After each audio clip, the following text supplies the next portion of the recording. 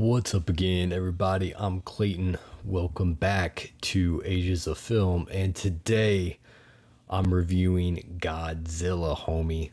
Go hard.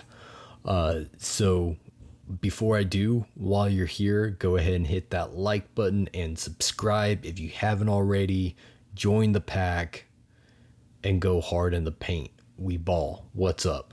So this is the original Godzilla 1954, meaning there will probably be some things that get spoiled for you. The movie's been out for 70 plus years. If you haven't seen it yet, that's on you. All right. So, don't come at me with the whole, you spoiled the movie for me, Clayton. Go cry about it. All right. Let's get into it. I'm going to give my positives, negatives, as usual.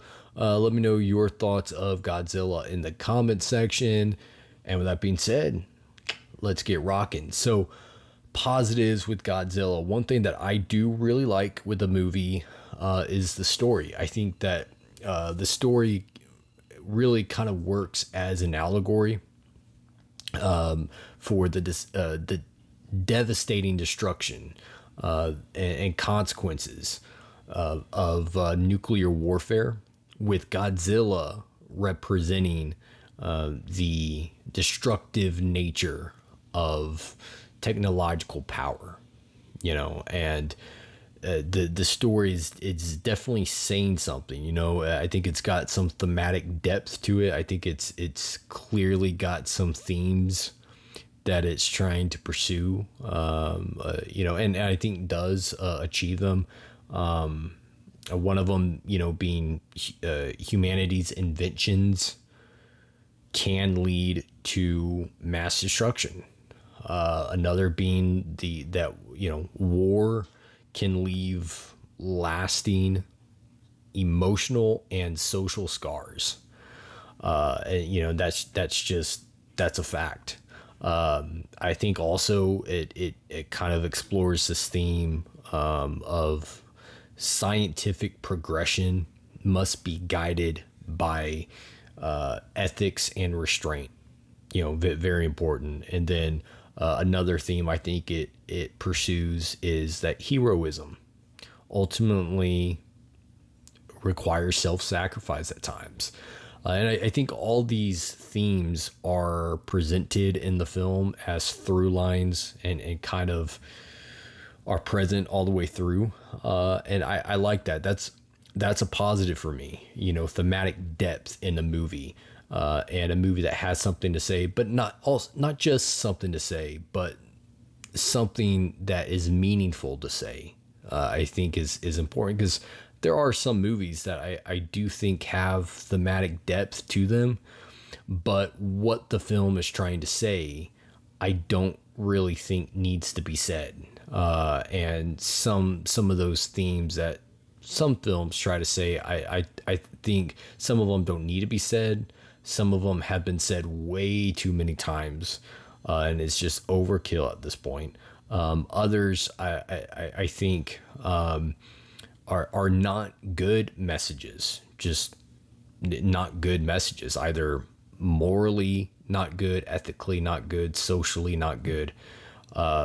That's not the case with Godzilla. I think that Godzilla, these themes are meaningful. I think that they are important themes. So I like a film with thematic depth, and thematic depth that is beneficial to think about and to kind of contemplate on. So that's the story, and how these different themes are incorporated into the story, I think is a strong positive for me.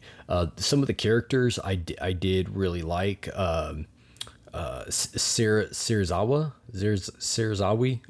I apologize if I'm butchering that name. He's probably, I think, my favorite character. He kind of represents science with a conscience, and recognizes the destructive potential of his invention. This nuclear bomb He recognizes the harm that can come from launching it, from dropping it, from using it. And he's not quick to pull the trigger. He cares about humanity. He cares about the fellow man. And he's hesitant to use it because of human life. So he's this scientist who's has this incredible scientific discovery, this powerful nuclear weapon, but he doesn't let himself get consumed by the science, by the progression of science. He still cares ultimately about humanity, and he's the one ultimately who, spoiler alert, sacrifices himself at the end in order to save humanity, and recognizes that this is a chance for him to use that his creation for good, to save humanity. So it has kind of a twofold potential there. It could potentially be used for destruction,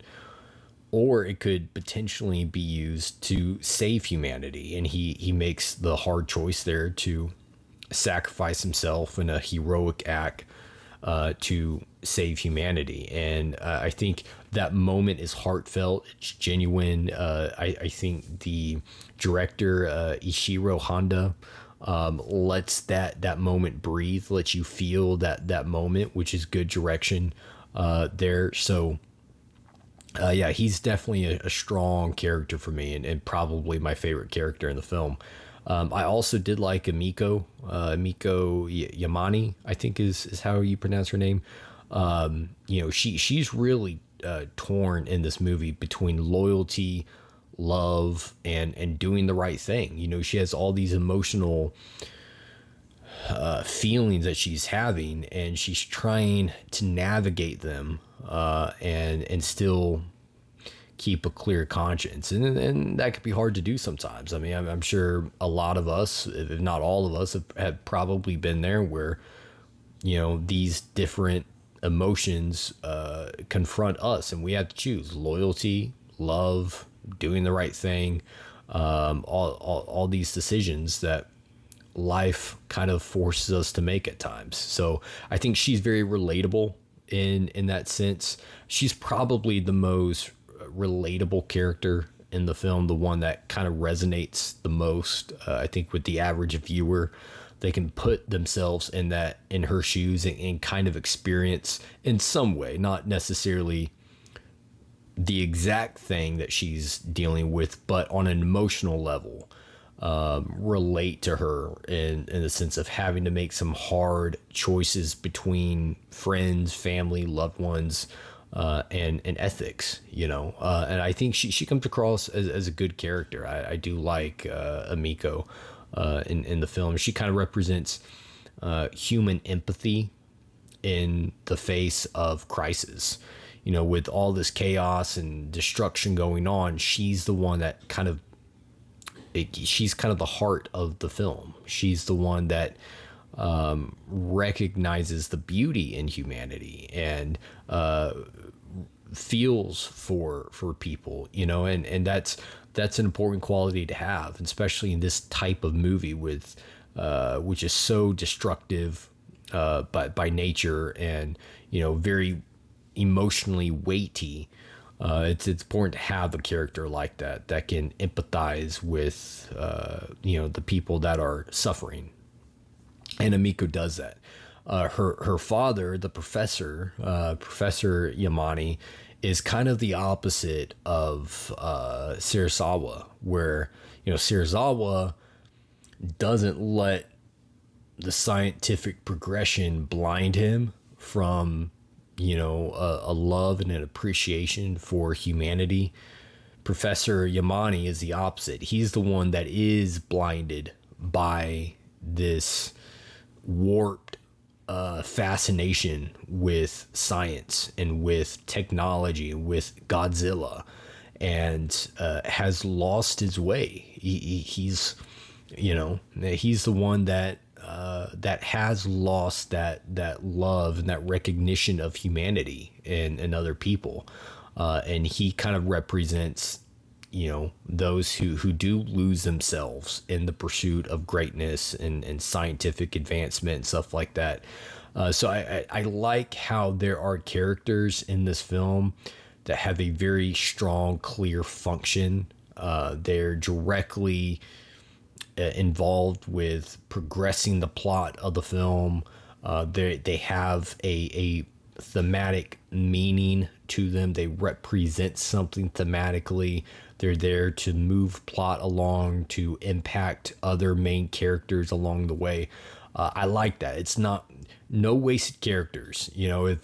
If any of you ever go or have been to film school and you're taking writing lessons, script writing lessons and stuff, one of the things that your professor will teach you is no wasted characters. Don't let there be these filler type of characters that don't really serve a purpose to the film.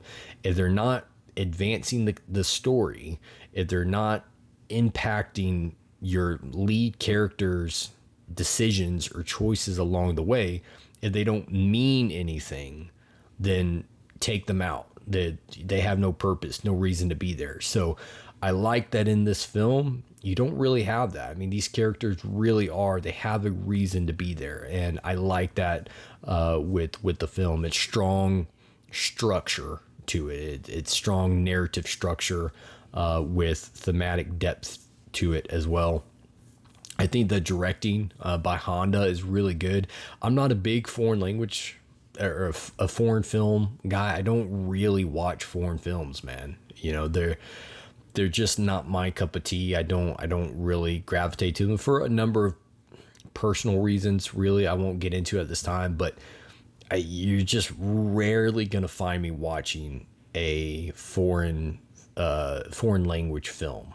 And for me to actually choose to take Godzilla off the shelf and watch it and review it says a lot about this film, because I wouldn't do this with very many, foreign films. But this is just, it's a great film. And I think the direction, again, keep in mind, this is 1954. All right. The direction by Ishiro, I think that's how you pronounce his name, Ishiro Honda, is just really incredible for the scale and the scope and the size of this film. No pun intended, Godzilla size. I think it's really impressive for the time period in which he pulled this off. Again, early 1950s. This was long before the days of CGI and stuff like that. Things had to be built, sets had to be created. You had to work with actual effects, and they did a really good job here, man. I think the score is a standout. The score really kind of elevates the film spectacle to kind of this emotional allegory. I think it's powerful. It's somber. It fits the tone and helps establish the tone of the film. This is a serious film. It's not like some of the later Godzilla entries where it's more just kind of a fun, action monster type of movie. This is a much more serious, somber tone in film. And he takes it serious, because the director, the filmmaker, takes it serious. It forces me as the viewer to also take it serious. And I like that he did that. And the score helps with that. I think the underscore, the music kind of underscores destruction with weight and grief, not excitement. And that's important. It's important to not lose that emotional through line, the tone of the film. You don't want tonal inconsistencies in your film. And I think Honda does a good job using the score to maintain that tone, but to also add an emotional weight to the film. I think he does a really good job with that. The production design creates a convincing world where destruction feels real and impactful. Some of the miniature city set pieces are highly detailed and destructible. Really good kind of production design there. The environments feel grounded in reality, reflecting the post-war Japan era, post World War II kind of Japan era.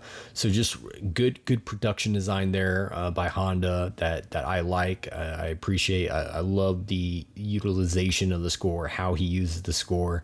I think the cinematography has some positives to it. I think it helps enhance the scale and the emotional weight through how it's shot. Strong use of shadows and smoke and contrast to create a dark, oppressive atmosphere, really. And that's done through the cinematography and the framing and how it's shot. So those are some strong positives there. And, just the overall, the way that Honda directs the characters, how he directs Godzilla, you feel the threat, you feel, the importance of the plot, the severity of the plot, and all these things are, things that a competent director will be able to pull off if he knows the source, he knows the material really well, and has a clear vision on how to shoot the film and how to make it. And I think Honda absolutely does. So strong direction here. Just even the opening, the opening credits where you just hear Godzilla's cry, his roar, as the opening credits roll, just kind of creates again that looming threat and frightening, destructive potential that is inevitable. It's coming. It's just a matter of time. And I think the other thing that Honda does well in his direction is bringing that horror to Godzilla, directing that horror of the monster. This is a horror film. It is IMDb certified horror film. So, and it's Godzilla, and the destruction that he brings and the potential destruction of this nuclear weapon. And I think Honda does a good job directing that and bringing that to the forefront, so to speak. So as far as negatives, there are some negatives that I have with Godzilla. The biggest one being, again, that it is a foreign film, and I'm not going to gravitate to foreign films naturally. Now, that doesn't mean that there aren't foreign films that I like. Obviously, this is one that I do. I do enjoy this film. I think it's a great film. But with it being a foreign film, it's not going to be as rewatchable for me. I'm much more likely to gravitate to, English films than I am foreign language films. That is technically, I guess, UK films and Australian films and Canadian films are foreign films because they're not made in the US, but they're English films. All right. I'm talking foreign language films where you have to have subtitles throughout the movie to know what they're saying.